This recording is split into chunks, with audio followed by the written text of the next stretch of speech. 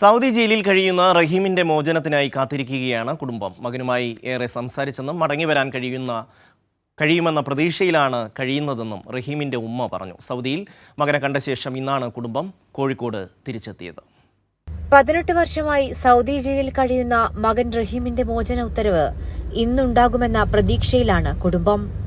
മകനെ കണ്ട് ഏറെ നേരം സംസാരിച്ചതിന്റെ ആശ്വാസത്തിലാണ് റഹീമിന്റെ ഉമ്മ.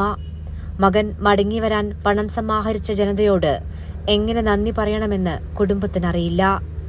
കാത്തിരിപ്പിന്റെ ദൈർഘ്യത്തിന് ആയുസ് കുറഞ്ഞതിന്റെ ആശ്വാസമാണ് ഇപ്പോൾ. സന്തോഷം തന്നെ. ശരിയായിട്ട് ഞാൻ അവിടെ പോയി മോനെ കണ്ട് സന്തോഷമൊക്കെ പറഞ്ഞ് കുറേ കരച്ചിലും വിളിയൊക്കെ കൂടി. അതൊക്കെ തന്നെ എന്തൊക്കെ ഓൻ പറഞ്ഞു എനിക്ക് വരാൻ ചെയ്യാം. ഞാനെൻ്റെ ഓനോട് പറഞ്ഞൊന്നും പറയാൻ ചെയ്യാം. എൻ്റെ മോനൊന്ന് കണ്ട് ഞാൻ അങ്ങോട്ട് പോകുന്നു. വേറെ എനിക്ക് വരാൻ സന്തോഷ വാർത്ത എന്നെന്തോ ഇതുണ്ടായാലോ അതിലല്ലാതെ കഴിച്ചാക്കി തരട്ടെ. അതിനൊക്കെ നമുക്ക് കാത്തിക്കാൻ നേരം ചെയ്തിട്ട് നമ്മൾ പോകുന്നതാണ്. 36 കോടി രൂപയാണ് റഹീമിന്റെ മോചനത്തിനായി ആവശ്യമായി വന്നത്.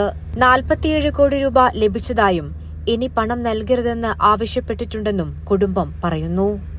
ഒന്നുമില്ലാത്തിടത്തു നിന്നും റഹീമിന്റെ മോചനം വരെ എത്തിച്ചവരോട് നന്ദി പറയുകയാണ് സഹോദരൻ നസീർ. എന്താ പറയുക, നമ്മൾ 18 വർഷം കാണാത്ത ഒരാളാണല്ലോ നമ്മൾ പോയി, ഞാനും ഉമ്മയും നമ്മൾ പോയി കണ്ടത്. അത് പറഞ്ഞറിയിക്കാൻ പറ്റാത്തൊരവസ്ഥ തന്നെയാണ്. ഉമ്മ പറഞ്ഞ എല്ലാ കാര്യങ്ങളും എന്താ പറയുക, നമുക്ക് സങ്കടവും സന്തോഷവും ഒക്കെ പാടെ നിറഞ്ഞൊരു മണിക്കൂറുകളായിരുന്നു ആ സമയം. അങ്ങനെ അവനെ നല്ലക്ക് നമ്മൾ കെട്ടിപ്പിടിച്ച് കരഞ്ഞെല്ലാം എന്താ പറയുക, അരമണിക്കൂറിലധികം സംസാരിച്ചതിന് ശേഷം നമ്മൾ അവിടുന്ന് തിരിച്ച് റൂമിലേക്ക് വന്നപ്പോൾ ഒന്ന് ഇവിടെ എത്തിയിട്ടേ ഉള്ളൂ. റഹീമിന്റെ മോചനത്തിനായി നിയമസഹായ ട്രസ്റ്റ് കമ്മിറ്റി സമാഹരിച്ച തുകയുടെ വിവരങ്ങൾ കഴിഞ്ഞ ദിവസം പുറത്തുവിട്ടിരുന്നു.